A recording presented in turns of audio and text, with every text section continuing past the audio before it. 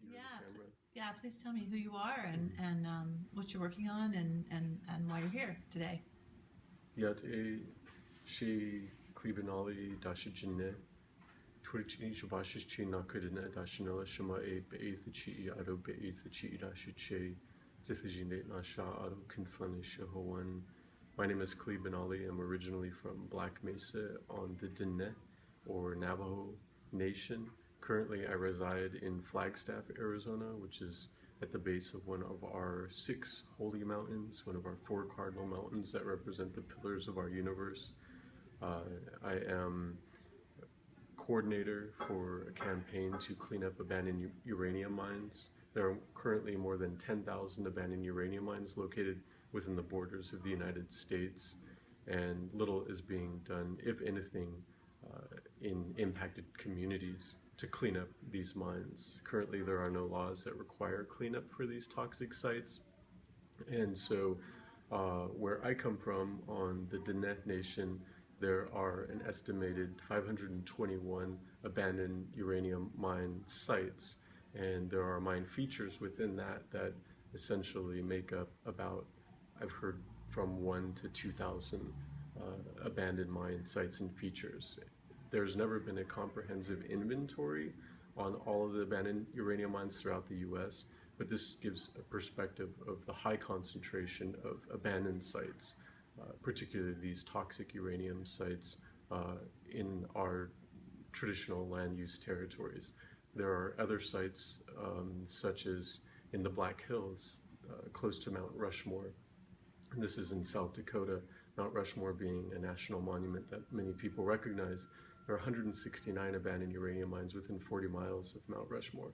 The Black Hills are sacred to the Lakota, Dakota, various bands of indigenous nations up there. And so there are a little over 270 abandoned uranium mines in South Dakota. There are many in Wyoming, in Colorado. 15 western states have high concentrations of abandoned uranium mines. And so where I come from, my family has been impacted directly. Many of my relatives, my uncles particularly, were uranium mine workers who were never given the full education and informed of the potential health impacts, not only to themselves, but to their children. So I remember when I was a child and my uncles would come back from working in the mines in their overalls and they'd be covered in dust, and my mom refused to let them in. She was a staunch anti-nuclear activist, and so she refused to let them in and really tried to educate them about the jeopardy that toxic dust posed to their health and the health of folks in the community. So there are a range of different impacts in the Diné communities, but it's important to recognize that 75% of these more than 10,000 abandoned uranium mines are on tribal and public lands. And so this is an environmental justice issue that is directly linked to environmental racism. Many of these abandoned sites have been left open. The dust is toxic dust particles are carried for hundreds of miles. These toxic sites, when it rains or when there's seepage from runoff, it goes into the groundwater or contaminates surface water, small streams, other types of watersheds are contaminated because of these, in many cases, open pit sites. So in many cases, 60 years or so is how long these sites have been left abandoned. In communities like Cameron, which is a little ways north, I have some relatives there. One of my relatives has her house, there's no running water, no electricity. The transmission power lines actually from Navajo Generating Station, which is a coal-fired power plant near Page, Arizona, runs right past her house. And this, in the community where she's at, she can't drink the water from there because it's contaminated due to uranium mining and that toxic legacy. And so this is, the EPA has closed or identified more than 22 wells that have high levels of radioactivity. So they've closed those wells, and that impacts more than 54,000 people who rely upon these wells for their livestock and for their sole sources of drinking water. So my relatives in these areas have to drive to so-called border towns, to the reservations, to haul water, and this is something that they continue to face to this day. There are other sites in South Dakota, particularly one known as Riley Pass, which is in the Cave Hills, a sacred area to Lakota people. And I went to this area accompanied with other folks who are part of the Clean Up the Mines campaign from the Defenders of the Black Hills. And one of this toxic site at Riley Pass, this abandoned uranium mine, which has actually received a little bit of cleanup, the overburden was just sort of pushed over the waste rock over the sacred place. And there's an offering site right below that overburden area that's completely contaminated. So to go pray there, to actually go make offerings, they have to wear masks. There was a sign actually in this area at Riley Pass that said no one, and this is public lands, this is on Custer National Forest, that no one should be in this area for more than 24 hours out of a whole year due to high levels of radioactivity. And so this is a sacred place where they do offerings, where they pray, but they can't, due to the threat of the toxic exposure, they can't be there for more than 24 hours. This actually was adjacent to another horrific site, which is Ludlow School. There's an elementary school in Ludlow, South Dakota.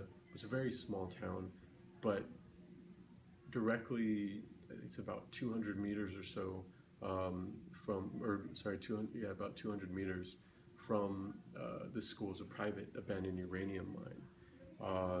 We took a Geiger counter with a group of folks from Clean Up the Mines and Defenders of the Black Hills into the playground of this school, and we got readings that were 4 times the allowable safe return limit for folks going back to the Fukushima Daiichi nuclear disaster crisis point.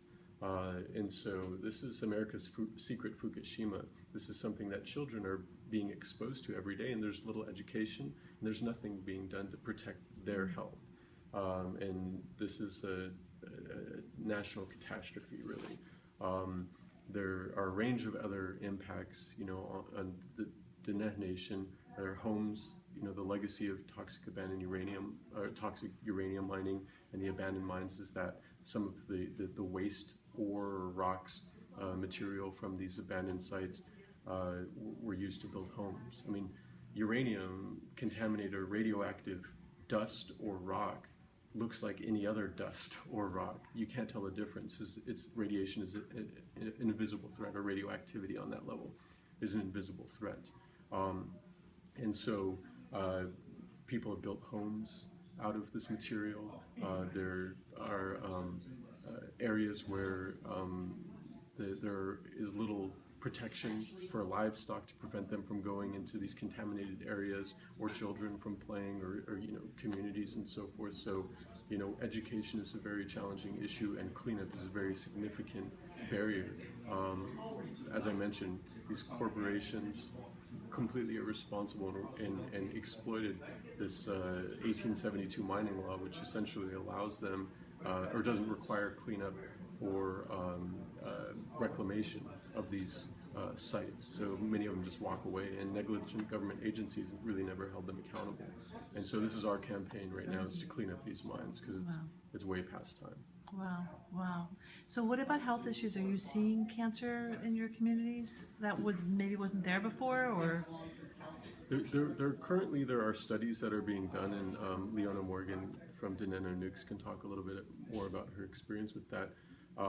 There have never been conclusive health studies specifically looking at the population of Diné or other tribal populations. And this is a very serious issue, because this is a 60-year legacy. There have been limited studies done on mine workers' health and exposure, but in the case of the general public, this is a very serious threat. I mean, we know, You know, we see the health impacts because we see the deformities, we see the birth defects, we see the high rates of cancers, and there's a direct correlation that we can see with the contaminated communities, contaminated water, the waste in these areas, and high levels of exposure. But because there's no conclusive studies, you know, we can't draw that link completely. But the nuclear industry is completely responsible for those health impacts.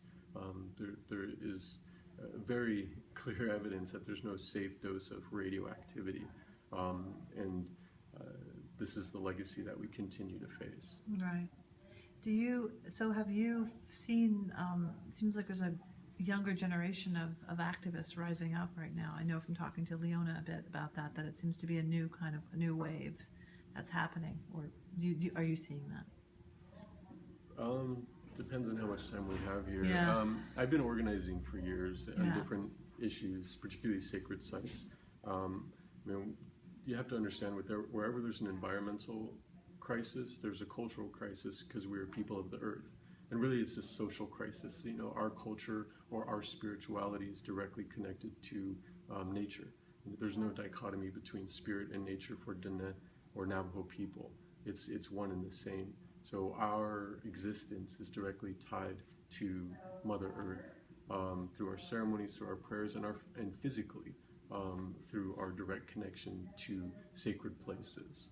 And many of these sacred places are under threat, like Mount Taylor, which the disruption, the desecration of a site like that has direct implications on a social level, a cultural level, for our psyches and our spiritual being.